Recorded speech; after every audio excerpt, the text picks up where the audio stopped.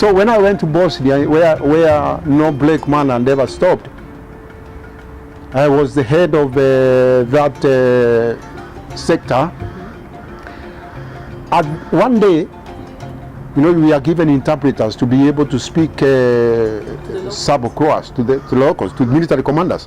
Because military commanders, when it comes to, when I hear people saying secession here in Kenya or anything, they don't understand now. What will happen is that the militias will close that road and you never pass there. Even if those people are dying of hunger, no food will ever get to them.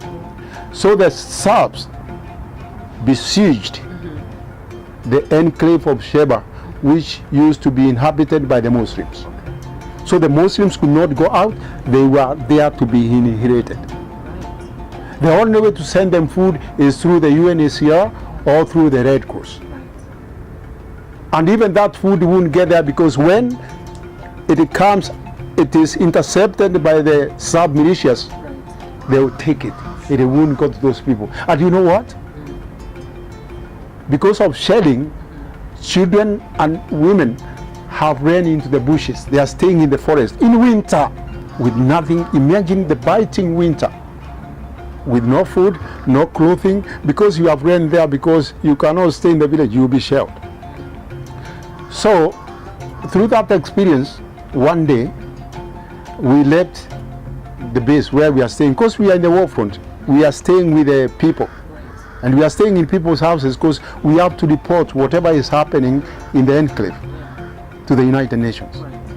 So, and we don't have, as military observers, we only have a flag in a UN white vehicle, because we are not peacekeepers like other soldiers. We don't, as military observers, is just a flag, just going to negotiate for passage of lines, going to negotiate for refugees, going to negotiate for prisoners of war with the military commanders. So you're vulnerable to anything. We say, I'm very glad that you can interview somebody like me to have such a live experience, not because it's me, but it's important for other people out there to know the effects of war and how war affects a nation. So one day when we had gone out to pick my interpreter, we came back and we found that the village where we were living had been shelled and people had died. When now, after going outside to bring the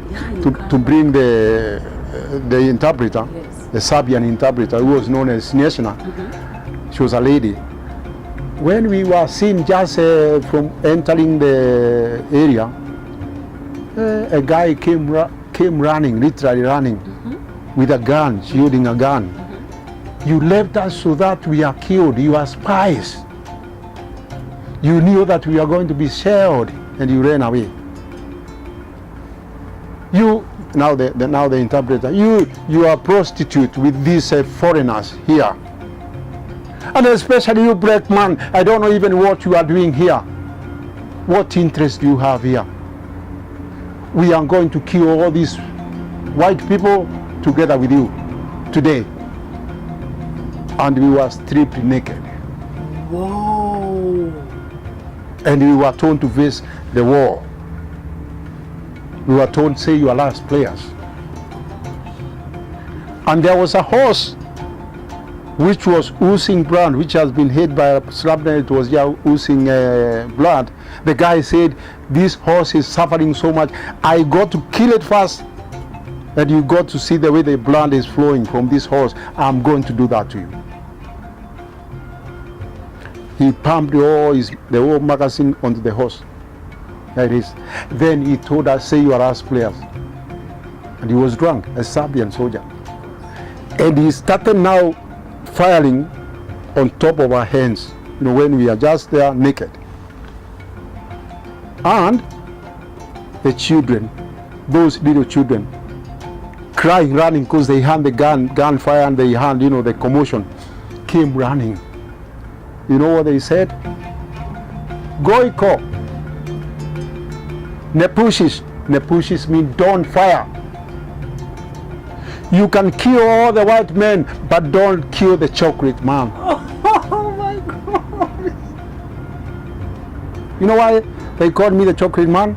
Because of the sweets and the biscuits and the what? After giving them the sweets for 2-3 weeks, we became friends, and they used to come near me and rub themselves near me and say, "Mom, he is not black, he is chocolate."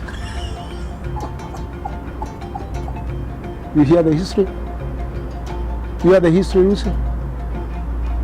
So when the guy who was now firing, the soldier now, Serbian soldier, looked on the children and telling them stop.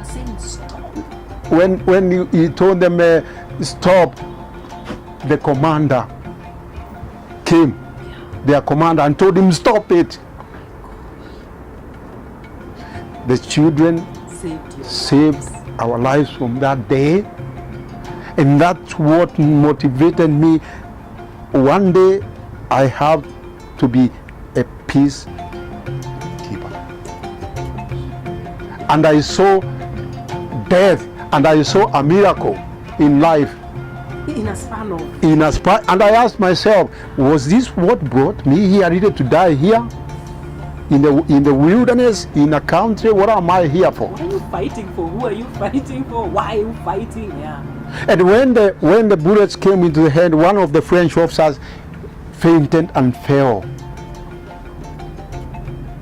So when he stopped, the commander came, took the gun, and he said, stop it and go. Is that not a miracle? It's a miracle by all definition. By all definition.